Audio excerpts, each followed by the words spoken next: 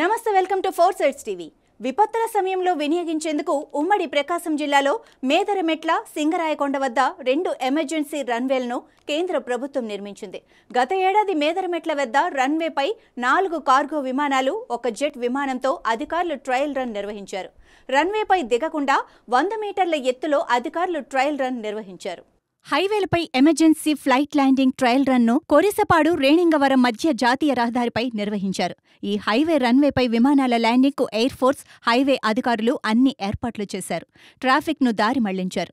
అత్యవసర పరిస్థితుల్లో విమానాలను దించే విధంగా దేశవ్యాప్తంగా 13 రన్వేల కోసం జాతీయ రహదారులు సిద్ధం చేస్తున్నారు. హైవే అథారిటీ ఒక్కొక్క రన్వే కోసం 79 కోట్ల రూపాయలతో 4.1 కిలోమీటర్ల పొడవైన రహదారిని ప్రత్యేకంగా నిర్మించింది. ఇవాళ హైవేపై విమానాలను ఎయిర్ ఫోర్స్ అధికారులు విజయవంతంగా ల్యాండింగ్, టేకాఫ్ నిర్వహించారు. ఈ సందర్భంగా హైవేపై వెళ్లే వాహనాలను ఉదయం 7 గంటల నుంచి మధ్యాహ్నం 3 గంటల వరకు దారి మళ్లించి ప్రత్యేక ఏర్పాట్లు చేశారు. కొన్ని ప్రత్యేక పరిస్థితుల్లో జాతీయ రహదారులపైనే విమానాలు ఎమర్జెన్సీ ల్యాండ్ చేసే విధంగా ఇవి ఎంతో ఉపయోగపడనున్నాయి.